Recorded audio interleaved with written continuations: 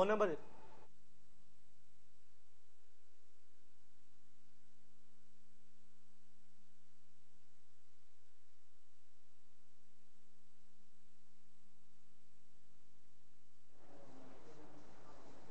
Reliance foundation వారి ప్రత్యేక కార్యక్రమానికి స్వాగతం.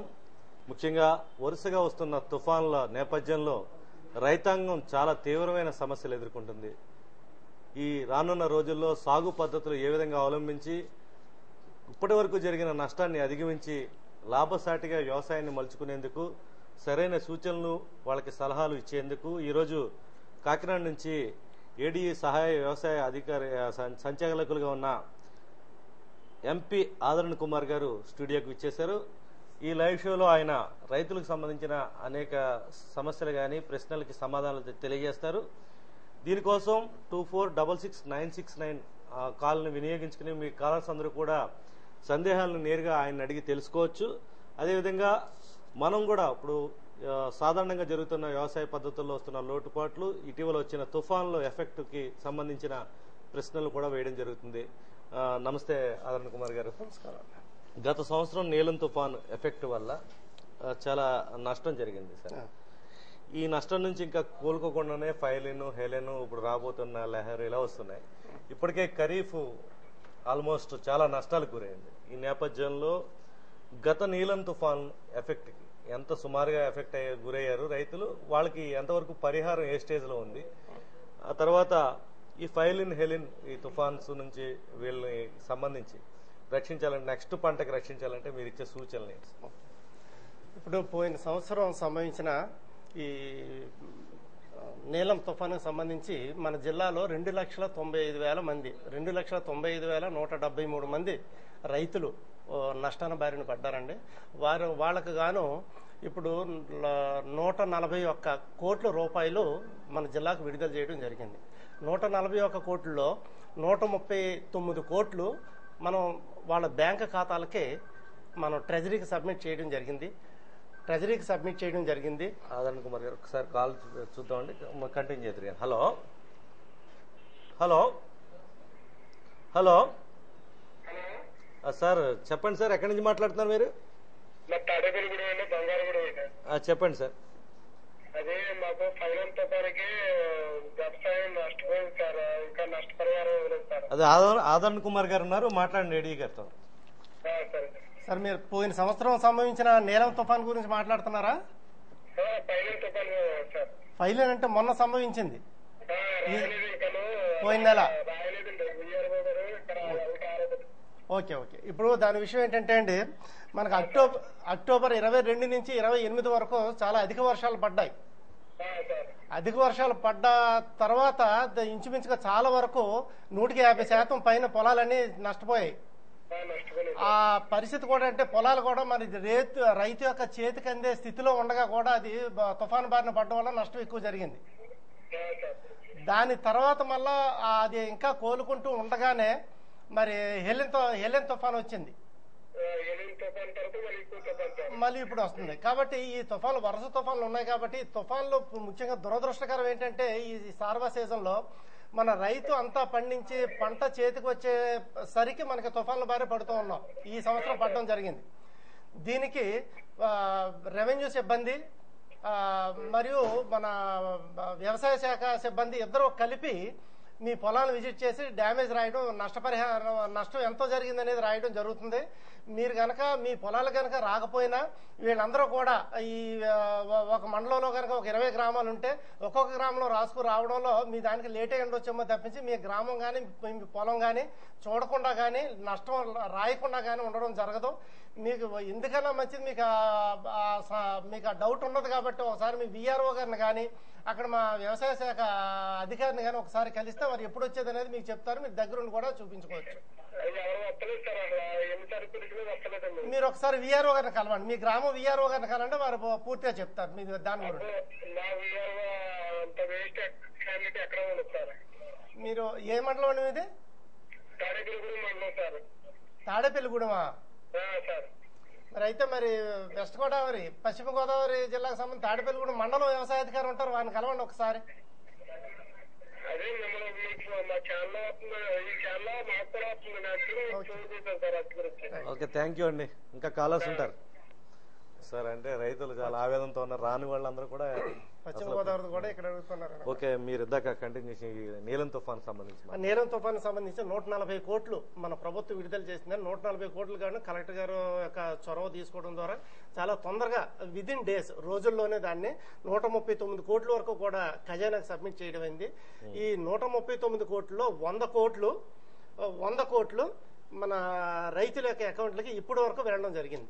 అంటే ఇప్పటి వరకు 2,95,000 మంది రైతులకు గాను 2,15,000 మంది రైతుల అకౌంట్లకి ఈ సొమ్ము జమ చేయడం జరిగింది. ఆల్మోస్ట్ చాలా వరకు వెళ్ళిపోయింది. ఇక బ్యాలెన్స్ ఉన్న కొద్ది మంది ఏంటంటే ఎవరైనా అకౌంట్ నెంబర్లో పొరపాటుగా ఇవ్వడం వల్ల కానీ లేకపోతే తప్పుగా నమోదు చేయడం వల్ల కానీ ఇటువంటి డిస్క్రిపెన్సీస్ ఏమైనా వచ్చినందువల్ల ఇది అయింది. అయినా కూడా రైతులు ఏ విధమైన మరి సంశయపడవలసిన లేదు. వెంటనే మీ విఆర్ఓ గారిని కానీ వ్యవసాయ అధికారిని కానీ కలిస్తే వారు తప్పకుండా రెక్టిఫై చేసి మీ డబ్బు మీకు అందేటట్టు వారు చూస్తారు. అంటే ఇప్పుడు ఆల్రెడీ దాల్వా సమీపించిందండి, ఖరీఫ్ ఆల్మోస్ట్ అయిపోతుంది, జరగాల్సిన నష్టం అంతా జరిగిపోయింది. మీరు ఇప్పుడు నెక్స్ట్ జరగబోయే పంటకి సంబంధించి ఇచ్చే సూచన ఏమిటి? ఈ తుఫాను మరి నేను ఇందాక చెప్పినట్టుగానే అక్టోబర్లో అధిక వర్షాలు పడింది, తర్వాత ఫైలిన్, తర్వాత హెలెన్, ఇప్పుడు మరి ఈవేళ రేపట్లో మరి లెహర్ తుఫాను కూడా రాబోతుంది.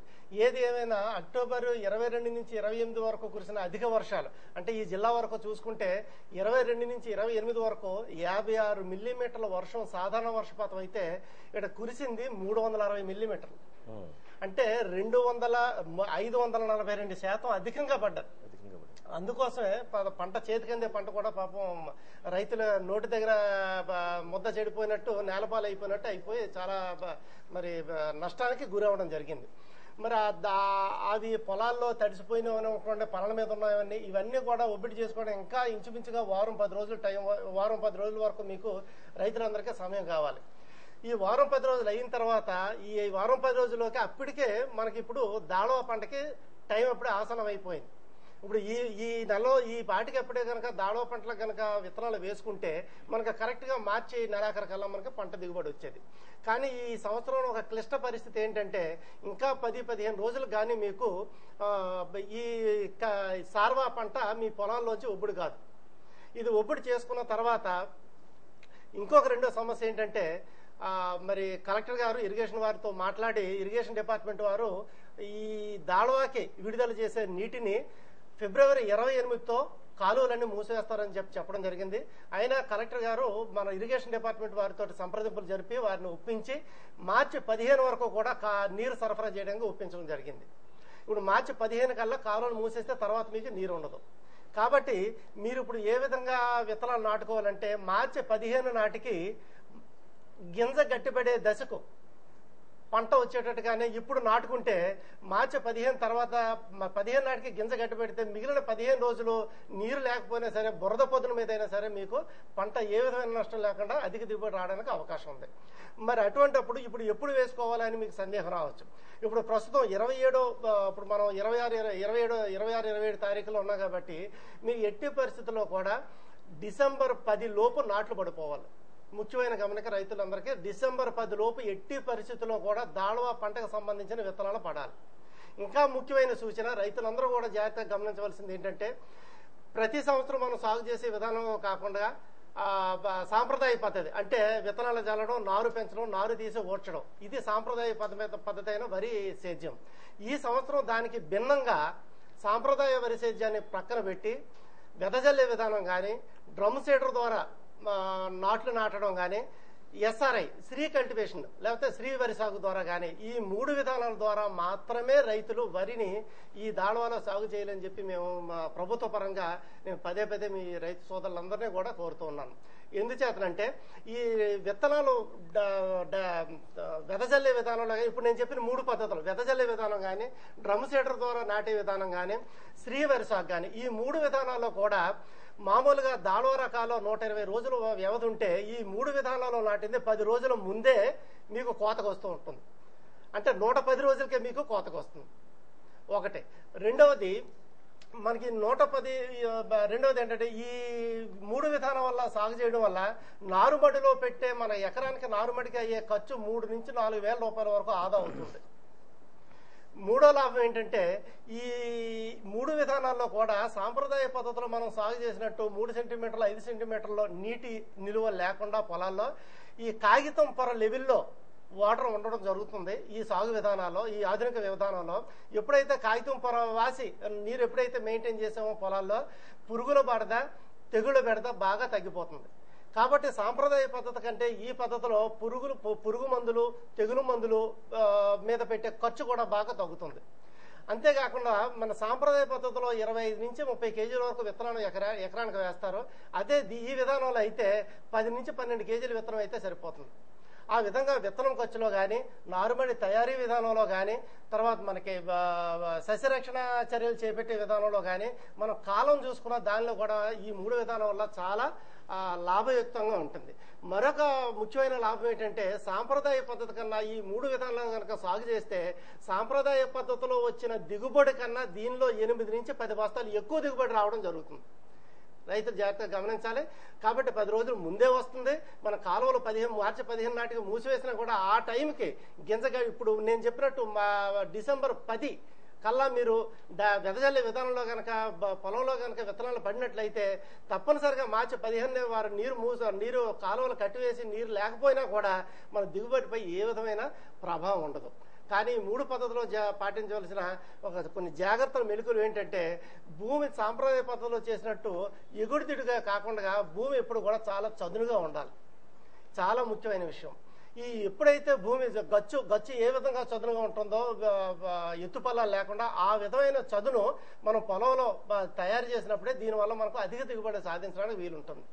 ఎందుచేతనంటే దీని వెనకున్న సాంకేతికత కూడా ఏంటంటే ఎప్పుడైతే ఎగుడు దిగుడుగా ఉంటుందో ఈ మధ్యలో నీరు నిలవండి అక్కడ మీకు పురుగులు తెగుళ్ళు ఆశించే అవకాశం ఎక్కువ ఉంది. దాని ద్వారా దిగుబడి తగ్గిపోతుంది. కాబట్టి ఎప్పుడు కూడా సమతలంగా ఉండాలి. ఇంకొక విషయంలో కూడా రైతులు జాగ్రత్త వహించవలసిన విధానం ఏంటంటే ఇది నీరు తక్కువగా ఉండే పండించే విధానాలు కనుక నేను చెప్పిన 3 విధానాలు దీనిలో కలుపు బాధ ఎక్కువగా ఉంటుంది. కాబట్టి కలుపు సమస్య కూడా జాగ్రత్తగా మీరు పాటించాలని చెప్పి రైతులను కోరుతున్నాను. కాలర్ ఉన్నారు చూద్దాం. హలో హలో చెప్పండి. ఏమండి మీ పేరేంటండి? బుల్లెత్పల్లి వెంకటేశ్వర గారు చెప్పండి. వెంకటరత్నం గారు అవకాశం ఏమైనా ఉందంటే చెప్పండి. విత్తనాలు తీసుకుంటాం. మాకు వాటర్ అందుబాటులో ఉందండి. అదే ఇంకా ఎలాగా వచ్చే నెలగా దెబ్బతినేసినాయి కదా. అవునండి. పెసర జల్లు దున్నుకొని చల్లుకుందామని. పెసర జల్లు ఎందుకండి ఇప్పుడు మీకు వాటర్ అవైలబిలిటీ వాటర్ లభ్యంగా ఉంది కదా, మీ దగ్గర వాటర్ ఉంది కదా ఇప్పుడు? ఉందండి. ఉంది సార్, ఉందండి. ఉన్నప్పుడు పెసర మినుముకు వెళ్లే బదులు మీరు వరికే వెదజల్లే విధానానికి వెళ్ళొచ్చు కదా. ఇప్పుడు వరికి అంటే మాకు ఇబ్బంది అవుతుంది. అంటే పెసర కానీ మినుము కానీ చల్లుకున్నాం. మరి టైం లేదు కదండి. మరి అది వరి కానీ పెసర కానీ మినుము కానీ చల్లుకోవాలండి. మీకు దాళవక నీరు రాదా? దాళవక నీరు రాదండి. మా కొత్త కాలం ఎలా ఉందండి. సరే, అయితే మీకు ఇప్పుడు పెసర మినుము కంటే మీకు మినువే ఎక్కువ దిగుబడి వస్తుందండి. మినుము మీ మండలం ఏ మండలం అండి? ఓకే, కోరుకొండ మండలం. మీకు ఒకసారి వ్యవసాయ అధికారి మీరు ఒకసారి కలవండి. మీ మీ మండలానికి సరిపడా అక్కడ వచ్చే సాధారణంగా ప్రతి సంవత్సరం వచ్చే తెగుళ్ళకు తట్టుకునే రకాలను వారు సూచిస్తారు. పెసర కంటే మినువులో ఎక్కువగా అధిక దిగుబడి వస్తుంది, అధిక లాభం కూడా వస్తుంది. ఎలాగో మీరు దాళవాలో వరి వేయరు కాబట్టి ఈ మినువు రకాలైతే 80 నుంచి 90 రోజుల్లో మీకు కాపుకు వస్తుంది. మీకు దాన్ని దున్ని వేసినట్లయితే మీరు చాలా ఇంచుమించు 6 నుంచి 7 క్వింటాల వరకు ఒక ఎకరం దిగుబడి వచ్చే అవకాశం ఉంది. ఒక డిఏపి బస్తా వేసుకుంటే సరిపోతుంది. పూతకు ముందు 2 తళ్ళు ఇచ్చుకుంటే సరిపోతుంది. కాబట్టి మీరు మినువుగా మీరు నాటుకోవడం మంచిది. ఒకసారి మీరు మీ అగ్రికల్చర్ ఎక్స్టెన్షన్ ఆఫీసర్ ఉంటారు కోరుకొండలో, వారిని కానీ లేకపోతే మీ వ్యవసాయ అధికారిని కానీ, మీరు కోరుకొండ అంటున్నారు కాబట్టి కోరుకొండలో మీ సహాయ వ్యవసాయ సంచాలకులు ఉంటారు, అసిస్టెంట్ డైరెక్టర్ గారు, వారిని కానీ ఒకసారి కలిస్తే మీకు సరైన సూచన ఇచ్చి మిమ్మల్ని ముందుకు నడిపిస్తారు. మంచిగా. ఇప్పుడు ఈ తుఫాన్ల బారిన పడకుండా ఒకవేళ అనివార్య కారణాలు ఎవరి చేతుల్లో లేదు, తుఫాన్లు నష్టాలు చాలా వరకు తగ్గించుకునే మార్గం రైతులకు ఏమాత్రం ఉంటుంది? ముఖ్యంగా తూర్పుగోదావరి జిల్లాకు సంబంధించండి తుఫాను బారిన పడకుండా తప్పించుకోవాలంటే దీనికి ఒక కార్యాచరణ ప్రణాళిక అవసరం ఉంది. ఏంటంటే సాధారణంగా మనకి సార్వ జూన్లో స్టార్ట్ అవుతుంది, జూన్ జూలైలో స్టార్ట్ అవుతుంది. జూన్లో కనుక వీళ్ళు తప్పకుండా కనుక విత్తనాలు కనుక వేసేసుకుని నాట్లో వ్యవసాయం కనుక ఖరీఫ్ వ్యవసాయం కనుక స్టార్ట్ చేస్తే ఇది అక్టోబర్ నెలాఖరికల్లా మీకు పంట దిగుబడికి వచ్చేస్తుంది. కానీ జూన్లో వీళ్ళు నాటడం లేదు, జూలై ఆగస్టులో నాటుతున్నారు.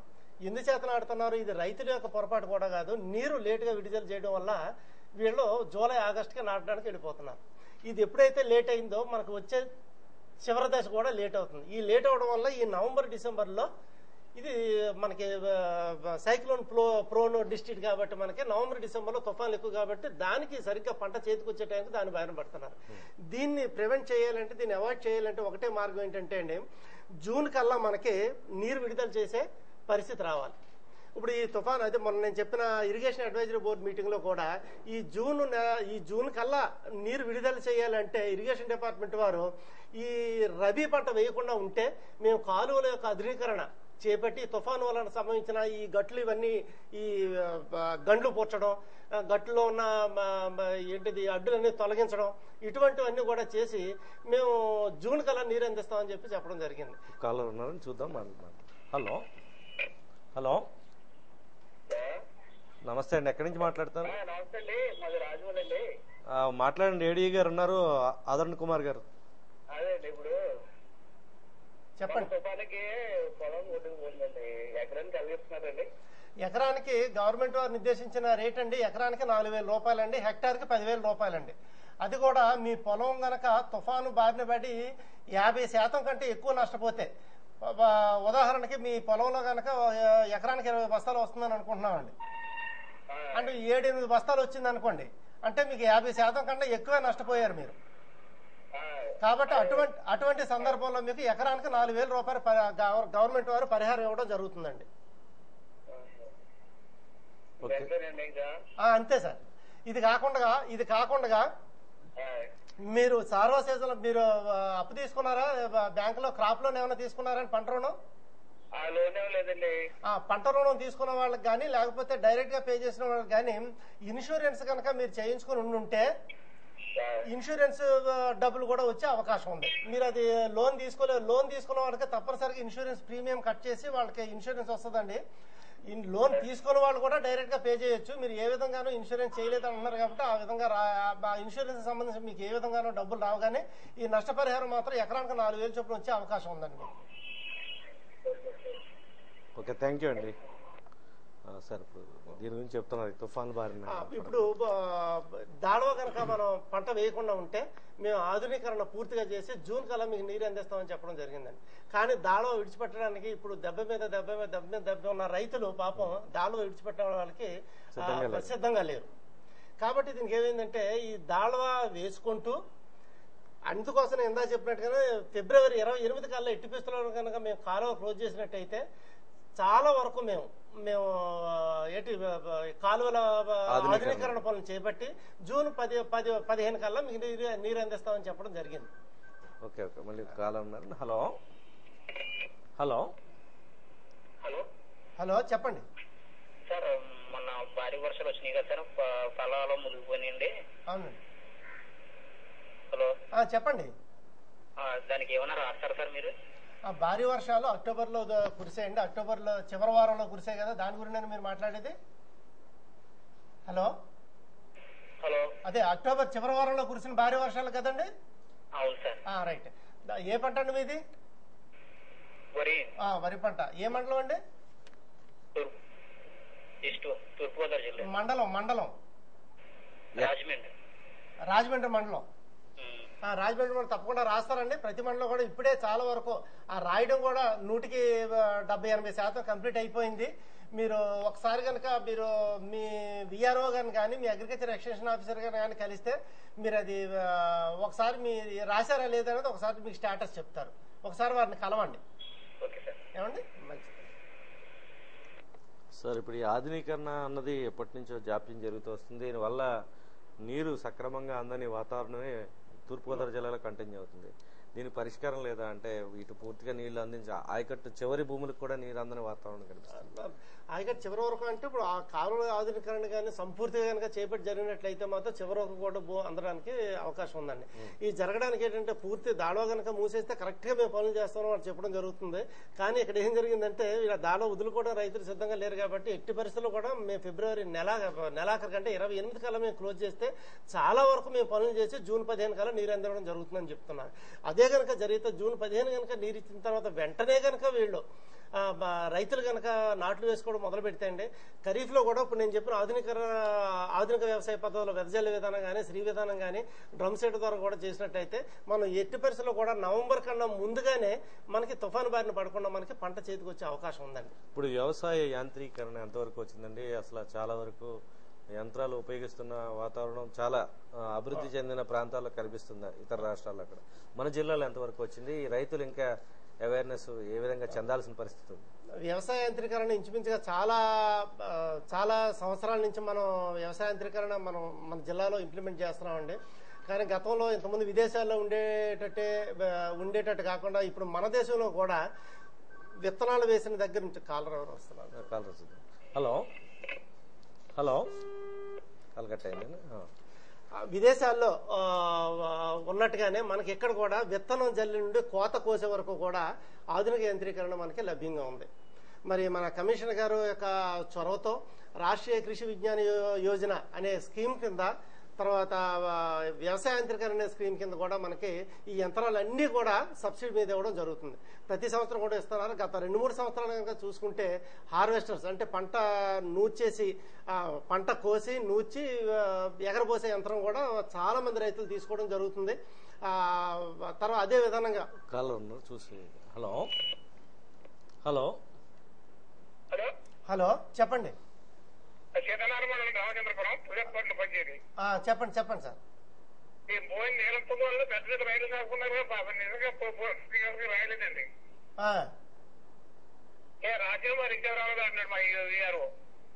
మీరు ఒకసారి మీ వ్యవసాయ అధికారి దగ్గరికి వెళ్తే ఒకసారి మీ పేరు ఉందో లేదో చూస్తారండి.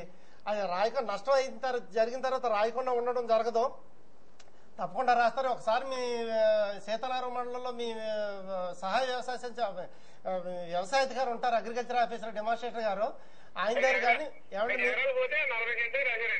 ఏమండి అంటే ఇప్పుడు పోయిందని మీరు అంటారు కానీ అక్కడికి వచ్చి కొంచెం సాంకేతిక టెక్నికల్ గా వారు ఎవాల్యుయేట్ చేయడం జరుగుతుందండి. ఇంత పొలంలో ఎంత నష్టం జరిగింది, 50% కంటే తక్కువగానే నష్టం జరిగితే మీకు వాళ్ళు రాసినా కానీ మీకు డబ్బులు రావు. 50% కన్నా పైన జరిగితేనే మీకు నష్టం వస్తుంది. అందులో మరి 40 సెంట్లు రాశారంటే 40 సెంట్లు 50% కన్నా ఎక్కువ డ్యామేజ్ ఉండాలి, పంట నష్టం జరిగి ఉండాలి. ఏదైనా మరి చెప్పండి. అవునండి, అది ఒకసారి మీ అసిస్టెంట్ డైరెక్టర్ గారిని ఒకసారి సీతారాం మన కోరుకొండలో అసిస్టెంట్ డైరెక్టర్ గారు ఉంటారు, ఒకసారి వాళ్ళని కనుక్కుంటే మీరు ఆ పేర్లు ఒకసారి రిఫర్ చేస్తే మీకు దాన్ని బట్టి మీకు అవగాహన వస్తుందండి. మంచిది, థ్యాంక్ యూ సార్. ఇప్పుడు ఈ యాంత్రీకరణ సంబంధించి మాట్లాడు. యాంత్రీకరణలో ఈ 2-3 సంవత్సరాల నుంచి కూడా కమిషనర్ గారు చొరవ తీసుకునండి ప్రతి గ్రామంలో కూడా విత్తనాలు వేసిన దగ్గర నుంచి కోత కోసే వరకు ప్రతి ఎక్విప్మెంట్ ప్రతి గ్రామంలో ఉండాలి. అదే గ్రామంలో ఉండడానికి ఇండివిజువల్ గా వ్యక్తిగతంగా ఏదైనా రైతు కొనుక్కోవడానికి అతనికి ఆర్థిక స్తోమత లేనప్పుడు కమిషనర్ గారు ప్రవేశపెట్టిన పద్ధతి ఏంటంటే అక్కడ ఏదైనా రైతు మిత్ర గ్రూపులు కానీ ఏదైనా ఒక 6-7 రైతులు ఒక గ్రూప్ గా కానీ చేరి ఈ వీటికి కానీ వారు 50% రాయితీ మీద బ్యాంకు లోన్ కూడా అవైలబుల్ ఉంటుంది కాబట్టి బ్యాంకు లోన్ తీసుకుని 50% రాయితీ మీద ఈ పరికరాలు కొనుక్కొని ఆ గ్రామంలోనే వాటిని ఉపయోగించి వాటి ద్వారా మినిమం ఒక సంఘం కింద ఏర్పడ్డాం కాబట్టి ఆ సంఘంలో ఇదిగో ఈ ఎకరం మనం నాటడానికి యాంత్రీకరణ మీద నాటడానికి కళ ఉన్నారని చూద్దాం. హలో హలో హలో, ఎక్కడి నుంచి మాట్లాడుతున్నారు సార్? మీ పేరేంటండి? రాజమండ్రి నుంచి అండి. నా పేరు రామచంద్రరావు. రామచంద్ర గారు ఏడీ గారు ఉన్నారు, మాట్లాడండి. నమస్కారం, చెప్పండి రామచంద్ర. నమస్తే అండి, చెప్పండి. మేము ఒక ఎకరంలో నిమ్మ తోట వేసామండి మొన్న ఫిబ్రవరిలో. మొన్న వచ్చిన వర్షాలకు ఓట బారిపోయి మొక్కలన్నీ పాడయ్యాయి. దానికి ఏమైనా నష్టపరిహారం ఇస్తారా సార్? అది మీరు నిమ్మ తోట అంటున్నారు కాబట్టి అది వ్యవసాయ శాఖ పరిధిలోకి రాదండి, అది ఉద్యాన శాఖ పరిధిలోకి వస్తుందండి. అది మీ ఉద్యాన శాఖ అధికారి కానీ లేకపోతే మీ రాజమండ్రిలోనే అసిస్టెంట్ డైరెక్టర్ ఆఫ్ హార్టికల్చర్ అని చెప్పి ఒక ఆయన ఉన్నారండి. ఒక్కసారి వారిని కనుక మీరు సంప్రదించినట్లయితే వారికి వస్తుందో లేదో వారు చెప్తారు. వ్యవసాయ శాఖ పరిధిలోకి రాదు అది. ఓకే, థ్యాంక్ యూ అండి. ఈ ఆ గ్రామంలో ఉన్న సంఘాల కింద ఏర్పడి ఇది మన గ్రామంలో ఒక ఎకరానికి స్ప్రేయర్స్ కూడా సప్లై, ఒక ఎకరానికి స్ప్రే చేయడానికి ఇంత డబ్బు మనం వస్తుంది మినిమంలో, అధిక లాభాలు కాబట్టి మినిమంలో ఇంత డబ్బు, అలాగే ఒక ఎకరం ఓడ్చడానికి యంత్రం ద్వారా ఓడ్చడానికి ఇంత అమౌంట్, ఆ విధంగా రిజల్యూషన్ పాస్ చేసుకుని వాళ్ళు అదే గ్రామంలో ఈ యూత్ అందరూ కలిపి యూత్ క్లబ్స్ కూడా ఇది ఎలిజిబిలిటీ ఉంది. వాళ్ళు ఆ గ్రామంలో కనుక తిప్పి దాని మీద వచ్చిన సొమ్ములో సగం వీళ్ళ లాభం కింద తీసుకుని మిగిలిన సగం బ్యాంకులో కట్టుకుంటూ ఇలాగ కొంతకాలం అయ్యేటప్పటికి వాళ్ళకి ఏమవుతుందంటే అండి సొంతం అయిపోతున్నాయి. ఇది ఆ గ్రామంలో తిప్పుకుంటూ ఆ గ్రామంలో వ్యవసాయ యంత్రీకరణ ప్రోత్సహించే విధంగా దీనినే ISS అని అంటారు, ఇంప్లిమెంట్ సర్వీస్ స్టేషన్, యాంత్రీకరణ సేవా కేంద్రం అని చెప్పేసి ప్రతి గ్రామంలో కూడా పెట్టమని చేయడం జరిగింది. మరి ఇదే కొత్త విధానం కాబట్టి పోయిన సంవత్సరం అయితే ప్రతి మండలానికి 3 గ్రామాలు సెలెక్ట్ చేసుకుని మేము 3 గ్రామాల్లో ముందుకు వచ్చిన వారి దగ్గర మేము చేయడం జరిగిందండి. అది కంటిన్యూ అవుతుంది. ఇది కాకుండా కస్టమ్ హైరింగ్ సెంటర్స్ అని కూడా కొన్ని ఉన్నాయి. ఈ కస్టమ్ హైరింగ్ సెంటర్స్ అంటే ఏంటంటే ఈ కొత్తగా ఊడ్చే వరి ఊడ్చే యంత్రాలు, దానికి సంబంధించిన కోత కోసే యంత్రాలు, అలాగే దమ్ము చేసే ఇవన్నీ కూడా ఒక 20 నుంచి 30 లక్షలు ఫుల్ కాస్ట్. ఈ ఫుల్ కాస్ట్ మీద 50% సబ్సిడీ మీద కూడా వాళ్ళు కూడా రైతులు కానీ గ్రూపులు కానీ వస్తున్నారు. ఈ విధంగా 50% సబ్సిడీ ఇచ్చి రైతులకు బాగా ప్రోత్సాహం ఇచ్చి యాంత్రీకరణ ఎక్కువగా మన జిల్లాలో ఇచ్చేయడానికి చర్యలు తీసుకోవడం జరుగుతుందండి. ఓకే, చూద్దాం. హలో హలో నమస్తే, ఎక్కడి నుంచి అండి మాట్లాడితే? ఇక్కడ ఏడి ఆదరణ్ కుమార్ గారు నన్ను మాట్లాడండి. ఏ తుఫాన్ అండి? నీలం తుఫాన్ డబ్బులు అండి. మీ నీలం తుఫాన్ డబ్బులు అన్ని ఫార్మర్స్ అకౌంట్ ఇందా చెప్పినట్టుగా 2,95,173 మంది రైతులు నీలం తుఫాను వల్ల పంట నష్టం బారిన పడ్డారండి. ఇప్పుడు వరకు ఆ రైతులకి 2,15,000 మంది వరకు కూడా ఇప్పుడు నీలం పరిహారం వారి బ్యాంక్ అకౌంట్కి జమ చేయడం జరిగింది. మీరు ఆ మిగిలిన వారిలో మీరు ఉండొచ్చు. మీరు ఒకసారి ఏం చేస్తారని మీ బ్యాంక్ అకౌంట్ పట్టుకుని మీ VRO గారి దగ్గర కానీ మీ అగ్రికల్చర్ ఆఫీసర్ గారి దగ్గర కానీ వ్యవసాయ అధికారి దగ్గర కానీ ఒకసారి వెళితే ఆ నెంబర్లు ఏమైనా తప్పు పడ్డాయేమో ఒకసారి సరి చూసుకోండి. నిజంగా కనుక నెంబర్ కానీ కరెక్ట్గా కనుక ఉంటే మీ ఒక 2-3 రోజుల్లో మీ అకౌంట్కి వచ్చేస్తుంది. వస్తాయండి, తప్పకుండా వస్తాయి. అందులో ఎవరు మోసం చేసేది లేదు. మీరు మొదట్లో కనుక మీరు నష్టపరిహారం రాయించుకుని ఉంటే రాయించుకున్న వాళ్ళందరికీ కరెక్ట్ గా బ్యాంక్ అకౌంట్ నెంబర్ ఉన్న వాళ్ళందరికీ కూడా ఈ పాటికి 2,15,000 మందికి జమ అయిపోయి అప్పుడే. ఆ మిగిలిన వాళ్ళు కొంచెం అకౌంట్లు తప్పు, పేర్లు తప్పు ఉన్న వాళ్ళు ఉన్నాయి. ఇది ఏమైనా అటువంటిది ఏమైనా పొరపాటు జరిగిందేమో ఒకసారి మీ వ్యవసాయ అధికారిని కలుసుకుంటే మీకు పూర్తి అవగాహన కల్పిస్తారు. మంచిది సార్. ఇప్పుడు చాలా మందికి ఉన్న సందేహం ఏంటంటే ఎవరైనా మేనేజ్ చేస్తే గానీ వాళ్ళకి ఇవి రావట్లేదనే అపోహలు కొంతమందిలో ఉన్నాయి. ఇది రాని పక్షంలో మీరు చక్కని మార్గం చెప్తున్నారు. ఉన్నతాధికారులను సంప్రదించడం కానీ లేకపోతే బ్యాంక్ అకౌంట్స్ చెక్ చేసుకోవడం కానీ ఇట్లా ఇంకా ఏదైనా మంచి మార్గాలు ఉన్నాయి వాళ్ళకి? ఇప్పుడు ఏంటంటే చాలా మంది రైతులు అడిగేది ఏంటంటే మాకు రావడం లేదు, మా పొలం రాయలేదు, చూడలేదు అని అంటున్నారు. ఒక మండలంలో ఒక 20 గ్రామాలు ఉన్నాయని అనుకుందాం. 20 గ్రామాల్లో ఒక 5 గ్రామాలు కంప్లీట్ గా తుడిచిపెట్టిపోయింది. 100% నష్టమే. ఇంకా అటువంటిప్పుడు అది కరెక్ట్ గా 100% నష్టం అని అనుకున్నప్పుడు ఇంకా వాళ్ళు ఒకసారి ఏరియల్ సర్వే చేసే గ్రామం మొత్తం రాస్తారండి. పూర్తిగా పోయినప్పుడు అకౌంట్స్ కరెక్ట్ గా ఉండాలి. అకౌంట్స్ కరెక్ట్ గా ఉండాలి. కాలర్ ఉన్నారని మళ్ళీ మాట్లాడతాం. హలో హలో నమస్తే అండి. నమస్తే, ఎక్కడి నుంచి మాట్లాడుతున్నారు సార్? కడియం మండలం కడియపులంక అండి. ఆదరణ్ కుమార్ గారితో మాట్లాడండి సార్. అదే ఇప్పుడు మా కడియపులంక లో కోఆపరేటివ్ బ్యాంక్ ఉందండి. ఈ పావలా వడ్డీ రుణాలు 6 నెలల నుంచి రాలేదంటున్నారండి. మీ టీవీ సౌండ్ బాగా తగ్గించండి సార్, మీ ఫోన్ లో వినపడుతుంది వాయిస్. దాని గురించి కొంచెం క్లారిఫికేషన్ చెప్తారు. పావలా వడ్డీ రుణాలు మీరు ₹1,00,000 లోపు కనుక ₹1,00,000 లోపు లోన్ తీసుకునే సంవత్సరం లోపు కనుక మీరు బ్యాంక్ కనుక జమ చేసినట్లయితే అండి మీరు కట్టిన వడ్డీ మీకు బ్యాంక్ వాళ్ళు తిరిగి ఇచ్చేస్తారు. ఒకటి. ఇప్పుడు మీకు రాలేదని అంటున్నారు కాబట్టి మీరు ఏ బ్యాంకు అంటే మీరు సొసైటీ అని అంటున్నారు కదా, ఎస్, ఆ సొసైటీ కాబట్టి మీ వ్యవసాయ అధికారి గారిని కలిసి మేము ఈ సొసైటీలో పావలా వడ్డీ మాకు రాయితీ రావాల్సి ఉంది, ఇంకా రాలేదంటారు కాబట్టి దానికి ప్రభుత్వం నుంచి డబ్బులు వచ్చాయా లేదా అని చెప్పి మీ వ్యవసాయ అధికారి గారిని ఒక్కసారి మీరు సంప్రదించండి. కడియం మండలంలో అదే ఏదైనా కానీ మీకు వచ్చిన రాయితీ 20 పావలా వడ్డీ రాయితీ ఉంది కదా చూసారు, ఆ రాయితీ మీ చేతికి రాదు కానీ మీ అకౌంట్ లో పడుతుంది. మీ అకౌంట్ లో ఇంకా ఏమండి అదే ఇప్పుడు అదేంటంటే ఆ బ్యాంకు వారు కానీ సొసైటీ వారు కానీ మా బ్యాంకు పరిధిలో ఇంతమంది రైతులు వారు తీసుకున్న లోన్ కట్టడం జరిగింది కాబట్టి పావలా వడ్డీ చొప్పున ఇంత మాకు రావాలి అనేది బ్యాంకు వారు మాకు పంపిస్తారు ప్రభుత్వానికి. మేము అడిగితే 2 సార్లు పంపాం, పంపినప్పుడల్లా మార్చి పంపమంటున్నారు, ఇప్పటికే 2 సార్లు పంపామంటున్నారండి. అందుకోసం మీరు అనేది ఏంటంటే టీవీ వాల్యూమ్ తగ్గించండి, టీవీ తగ్గించండి, వాల్యూమ్ సౌండ్ తగ్గించండి. అందుకోసం మీరు బ్యాంక్ వారు పంపించడంలో పొరపాటు ఏమీ లేదు. అక్కడ ఆ పంపించడంలో ఏమన్నా కొంచెం అటు ఇటుగా రాసి అటు ఇటుగా అంటే మనం రాసే విధానంలో కొంచెం అటు ఇటుగా తేడా వచ్చి మళ్ళీ పంపమన్నారేమో కానీ తప్పకుండా మీకు పావలా వడ్డీ రాయితీ వచ్చే కేసే మీది. మీరు అందుకోసం మీరు ఏ బ్యాంకు ఏ పేరు అనేది ఒకసారి చూసుకుని మీ వ్యవసాయ అధికారిని కలిస్తే వారు పంపించారా లేదా అనేది మీకు కరెక్ట్ గా ఇన్ఫర్మేషన్ వస్తుంది. ఏమండి, మంచిదండి. థ్యాంక్ యూ అండి. సార్, ఇప్పుడు బీమా మీద కూడా అనేక డౌట్స్ ఉన్నాయండి. బీమా ఏ విధంగా చేసి నష్టపోయినప్పుడు మనం దాన్ని పూర్తిగా పొందాలి అంటే ఎలాంటి మార్గాలు రైతులు అనుసరించారు? పోయిన ఖరీఫ్ లో ఏంటంటే అండి MNAIS అని చెప్పేసి ఒక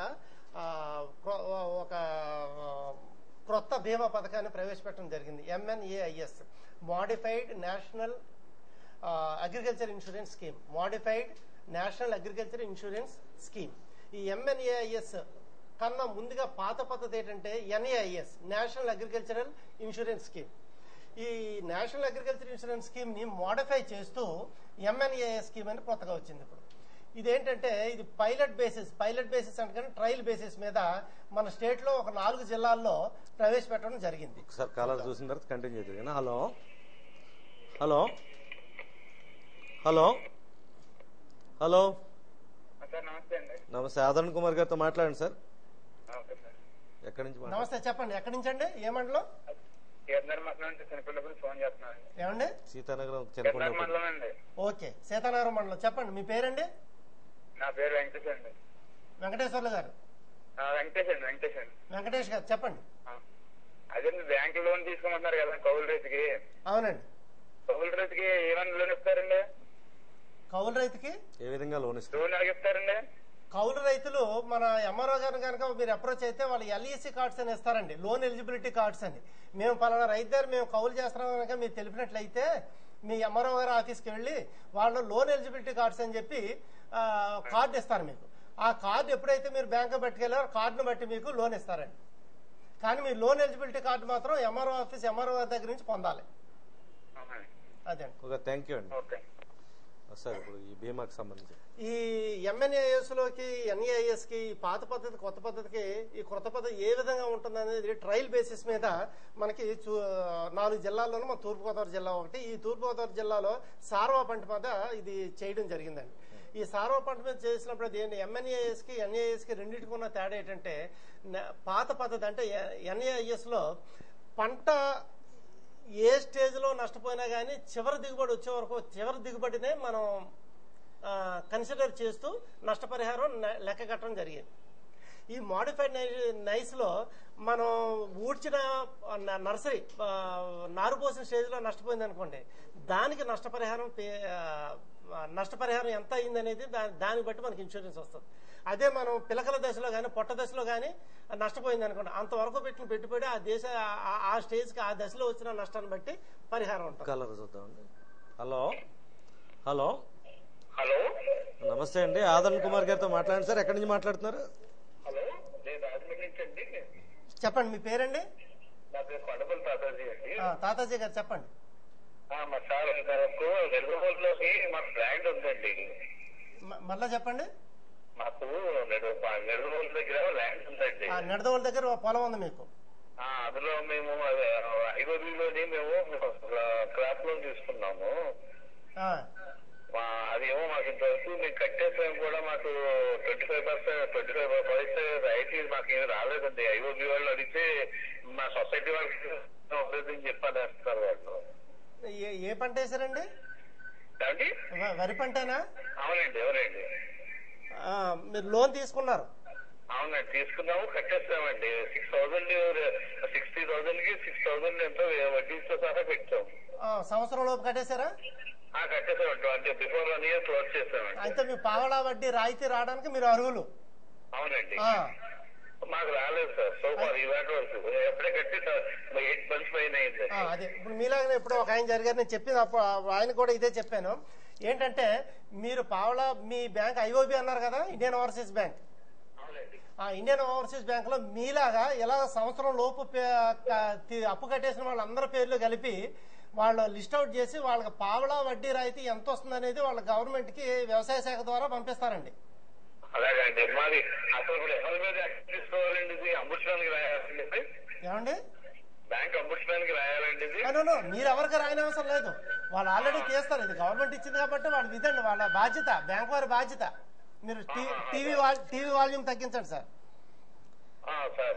ఇది బ్యాంక్ వారి బాధ్యత. మీరు ఎవరు అంబుడ్స్మెన్ కానీ లేకపోతే బ్యాంక్ చీఫ్ మేనేజర్ ఎవరిని కలిసే పని ఏం లేదు. బ్యాంక్ వాళ్ళు మాత్రం ప్రభుత్వానికి ఇచ్చారా లేదా అని అడగండి.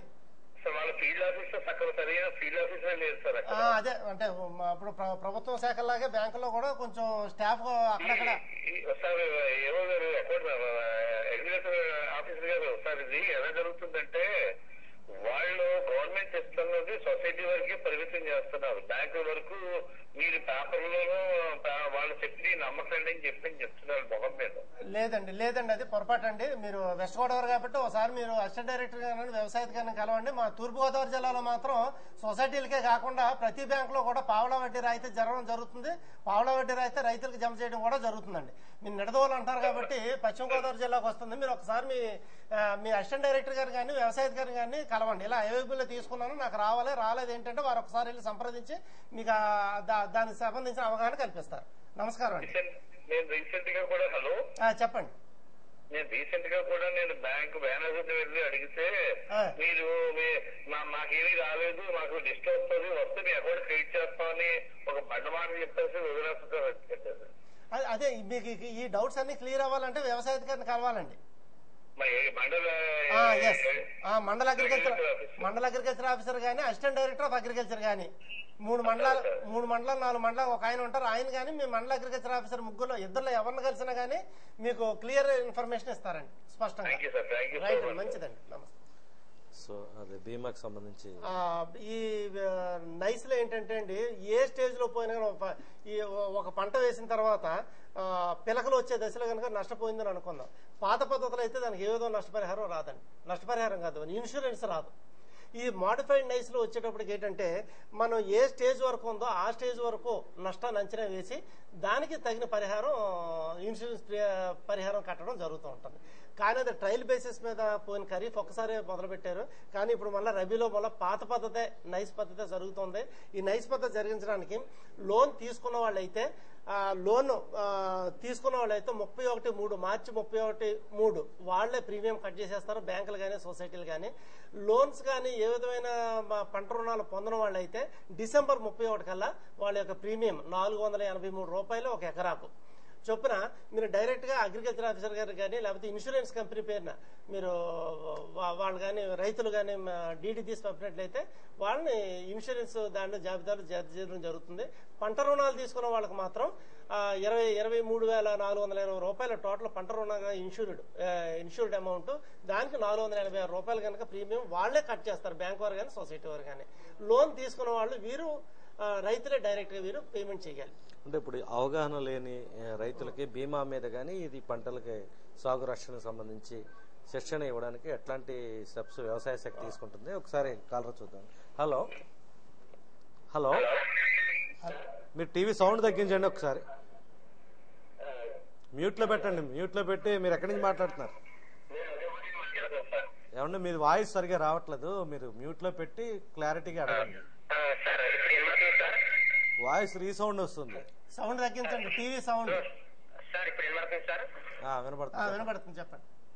మేము రోజాపూర్ నుంచి మాట్లాడుతున్నాం సార్. మాది సీతానగరం మండలం. చెప్పండి మీ పేరండి? నా పేరు పైడి రాజు సార్.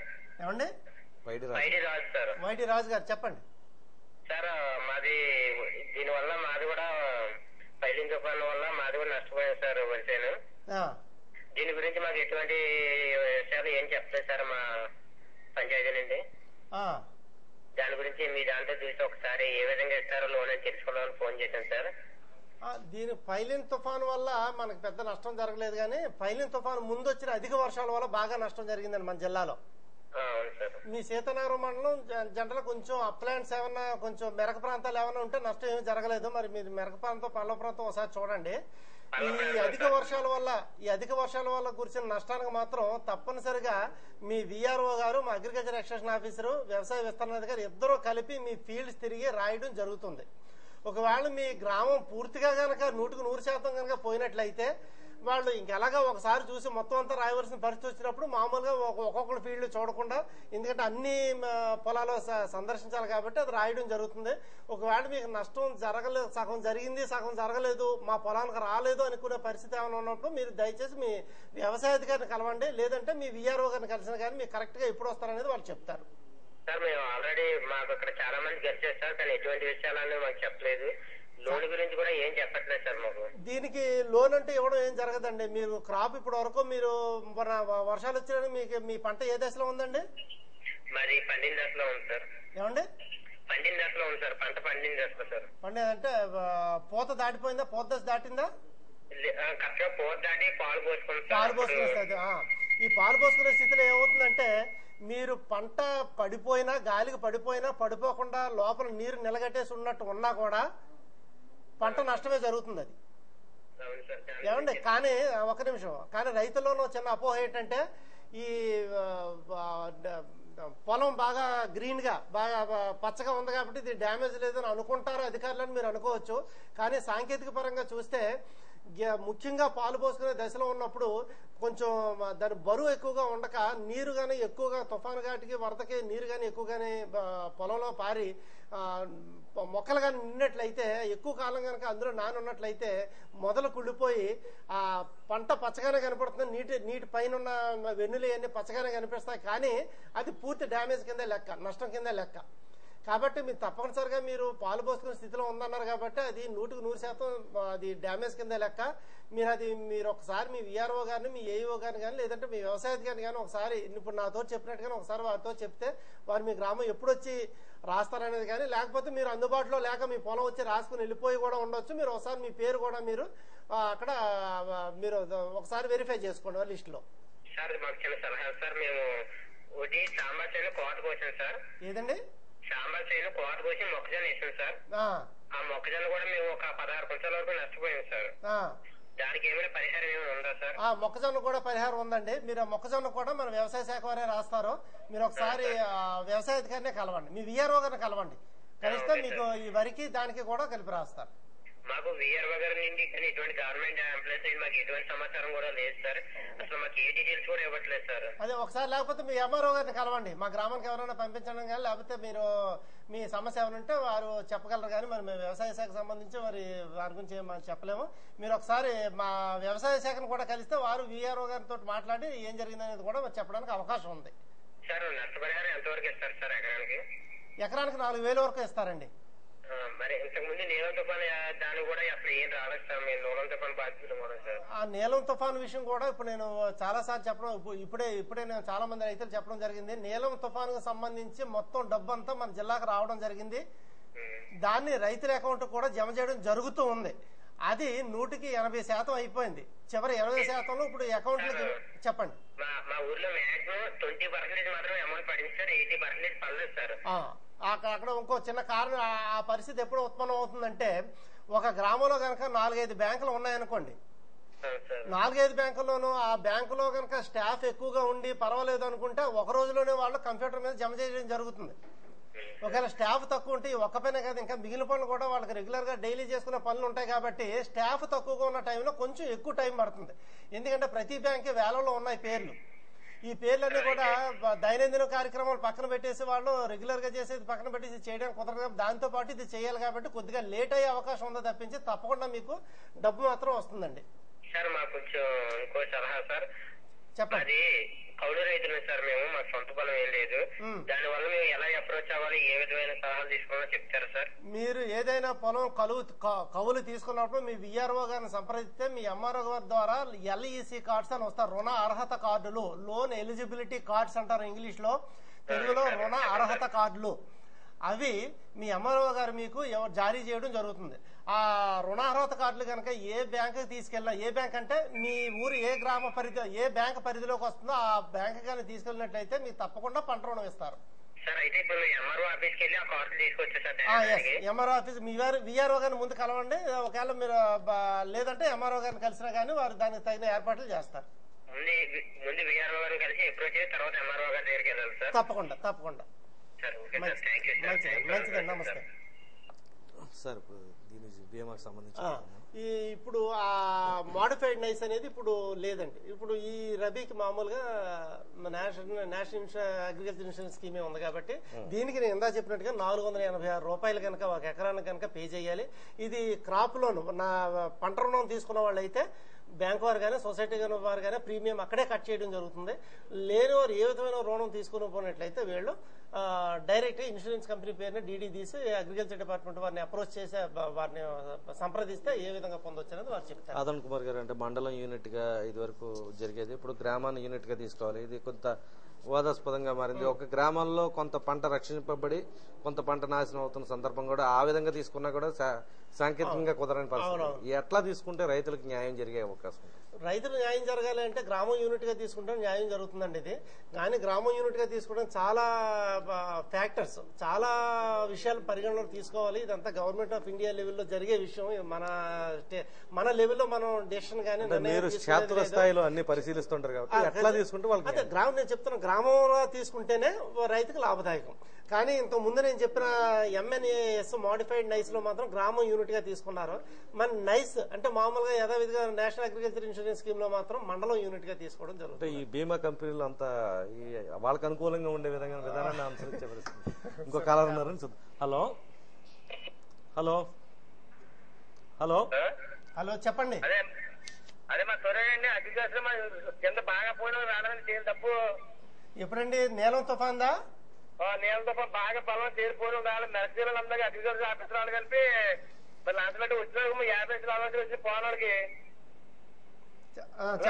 చెప్పండి. బాగా పోయినండి, పోయిన రాలేదండి. మీరు మీ పేరు అప్పుడు నీలం తుఫాన్ ఇప్పుడు మీ గ్రామ స్థాయి బృందం వచ్చినప్పుడు విఆర్ఓ గారు అగ్రికల్చర్ ఎక్స్టెన్షన్ ఆఫీసర్ గారు వచ్చినప్పుడు మీ పేరు నమోదు చేయించుకున్నారా అండి? అప్పుడు చేసుకున్నామండి. మరి చేయించుకుంటే తప్పకుండా వస్తుంది. మీ అకౌంట్ నెంబర్ కరెక్ట్ గా ఇచ్చారా లేదా అనేది ఒకసారి మాత్రం మీ వ్యవసాయ అధికారి దగ్గరికి వెళ్ళి కనుక్కోండి.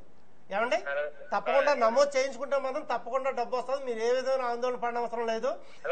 ఎటొచ్చి ఎందుకు లేట్ అవుతుందంటే నేను ఇందాక చెప్పినట్టుగానే మీ బ్యాంకులో ఒకవేళ స్టాఫ్ కానీ తక్కువ ఉండే 1-2 రోజులు వారు కూడా, నేను బ్యాంక్ వారు కూడా ఏమీ లేట్ గా ఇవ్వడం లేదు. రైతుల యొక్క పరిస్థితి ప్రస్తుత ప్రకృతి వైపరీత్యాల్లో రైతులు పడే నష్టాన్ని చూసి బ్యాంక్ వారు కూడా వెంటనే జమ చేయడం జరుగుతుంది రైతుల అకౌంట్ కి, రైతుల యొక్క ఖాతాలకి.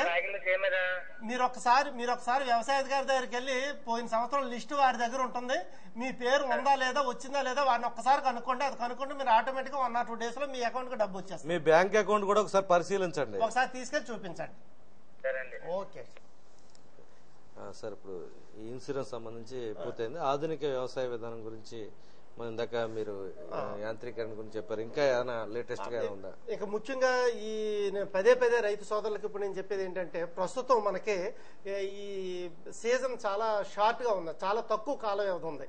120 రోజులకి దాళవ వరి రకాలు వేసుకోవాలి. 120 రోజుల్లో వచ్చే దాళవ వరి రకాలు వేసుకోవడం మొట్టమొదటిగా రైతులు తీసుకోవాల్సిన జాగ్రత్త.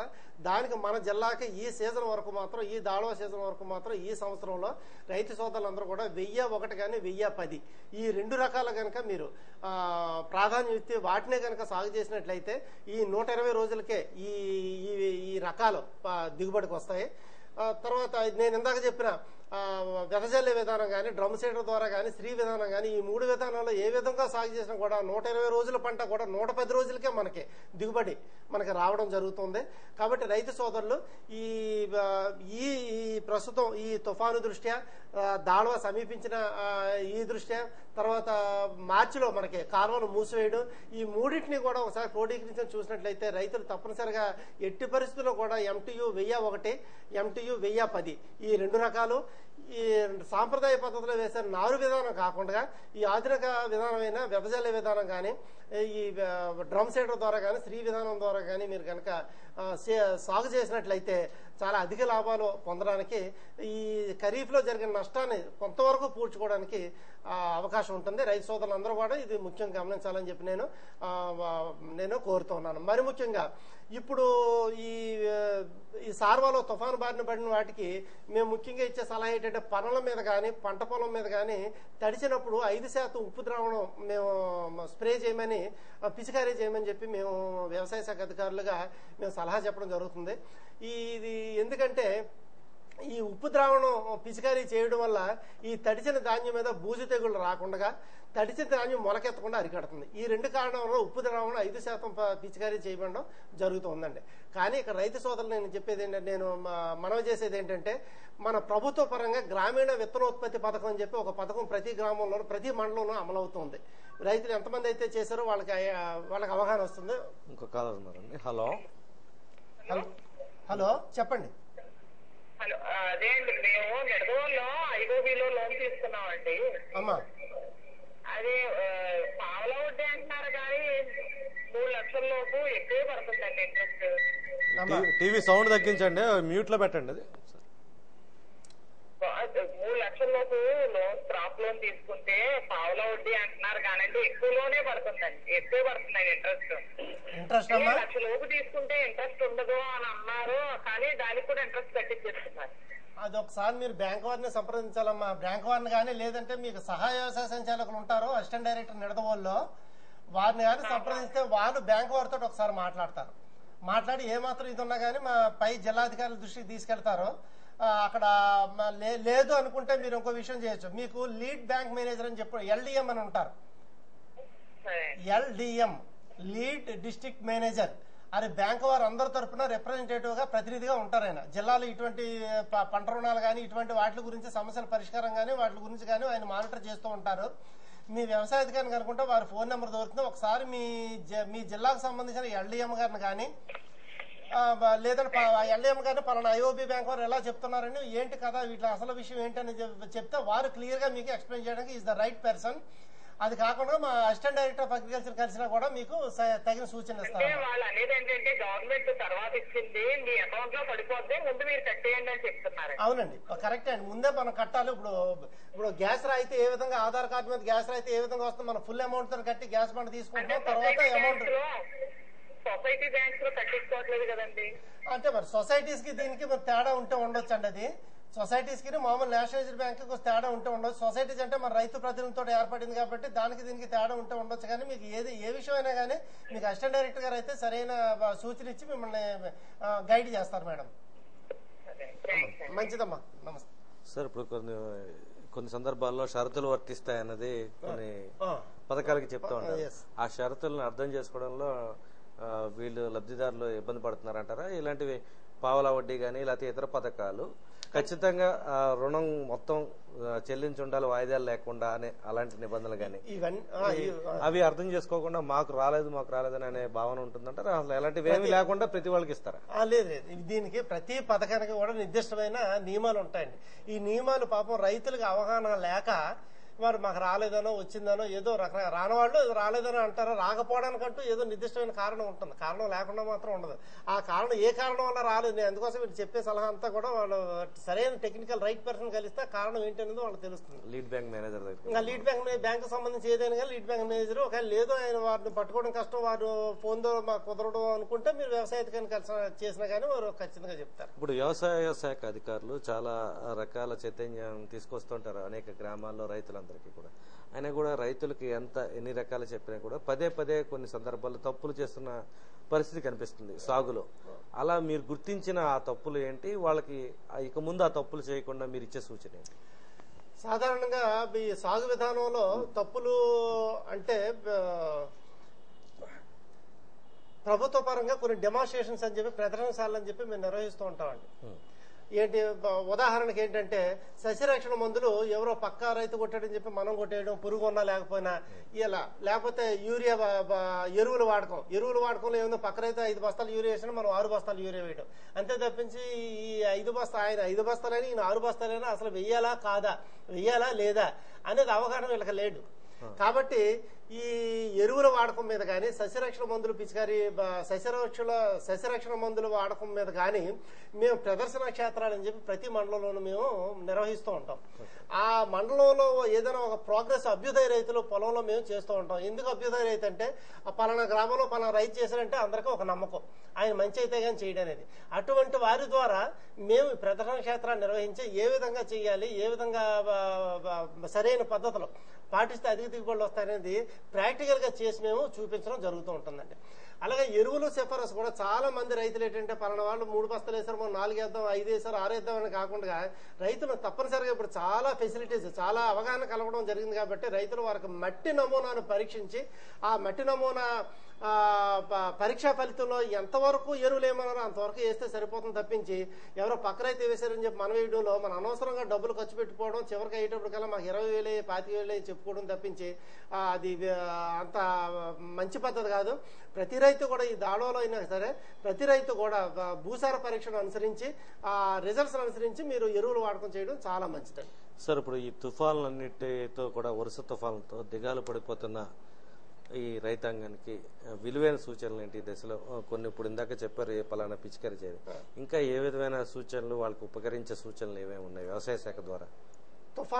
ముఖ్యంగా తుఫాను బారిన పడిన వారికి ఒక మంచి సలహాలు చెప్పాలనుకుంటే, తుఫాను బారిన పడడం అనేది మనకి సాధారణంగా మన జిల్లాలో ఈ ఖరీఫ్ లో జరుగుతూ ఉంటుందండి, సార్వాలో జరుగుతుంది. సార్వాలో మీరు పాటించవలసిన ఒక విధానం ఏంటంటే తొందరగా నాట్లు వేసుకోవాలి. తొందరగా నాట్లు వేసుకుని మన జిల్లాలో తుఫాన్లన్నీ కూడా అక్టోబర్ నవంబర్ నెలలో వస్తాయి కాబట్టి అక్టోబర్ నెల కల్లా మనకు పంట దిగుబడి వచ్చేటట్టు ముందుగా మీరు వేసుకోగలిగితే పంట నష్టం నుంచి మనం పంట నష్టం బారిన పడకుండా మాత్రం చాలా ఉపయోగకరంగా ఉంటుంది. మరి దాన్ని చెప్పినట్టుగా కొన్ని ప్రతిబంధకాలు కూడా ఉన్నాయి, నేను వాటిని కూడా తృణీకరించడం లేదు. సరైన సమయంలో మనకి నీరు విడుదల అవడం ఉంటుంది. అందుకోసం అది లేట్ అయినా కూడా నేను ఇప్పుడు చెప్పినట్టుగా ఈ సాంప్రదాయ పద్ధతి అనే దానికి కొంచెం స్వస్తి పలికి రైతులు బాగా అలవాటు పడిపోయి ఉన్నారు. కొత్త పద్ధతి అలవాటు అయితే ఎలా కష్టమే, అయినా కానీ సాంప్రదాయ పద్ధతిని విడిచిపెట్టి ఆధునిక పద్ధతి అయిన విదజల్లే విధానం కానీ లేదా డ్రమ్ సీడర్ ద్వారా కానీ శ్రీవరి సాగు కానీ ఈ 3 పద్ధతుల్లో ఏ పద్ధతి వల్ల అయినా కానీ మీరు జూన్ నెలాఖరు కల్లా మీరు నాట్లు పడేటట్టుగా చూసుకుంటే ఈ సార్వాలో తుఫాను బారి నుంచి తప్పించుకోవడం చాలా చాలా తప్పించబడతారు. ఇక దాళవ వరకు వచ్చేటప్పటికి దాళవలో మనకి సీజన్ తక్కువ ఉంటుంది కాబట్టి స్వల్పకాలిక రకాలు ఎంచుకోవాలి. ఈ ఆధునిక పద్ధతిలో ఈ 3 పద్ధతులలో సాగు చేయాలి. ఈ విధంగా చేస్తే మాత్రం రైతులు చాలా వరకు నష్టబారి నుంచి తప్పించుకోవడానికి అవకాశం ఉంటుంది. ఈ ఆరుతడి పంటలకు సంబంధించి అంటే ఎక్కువ ఏమంటూ ఉంటారు కదండి, అదేనా ఉపయోగం ఉందంటారు? ఆరుతడి పంటలు అనే ప్రశ్న ఎప్పుడు వస్తుందంటే అండి, మనకి ఈ ఖరీఫ్ లో గనక కొన్ని పరిస్థితుల్లో డ్రై స్పెల్స్ అని అంటాం, వర్షాభావం చేత వర్షాలు లేట్ అవడం వల్ల కానీ కాలువలు లేట్ అవడం వల్ల కానీ ఇంచుమించు ఆగస్టు నెలాఖరు వరకు కూడా వీళ్ళు నాట్లు వేసుకోలేని పరిస్థితి వస్తుంటది.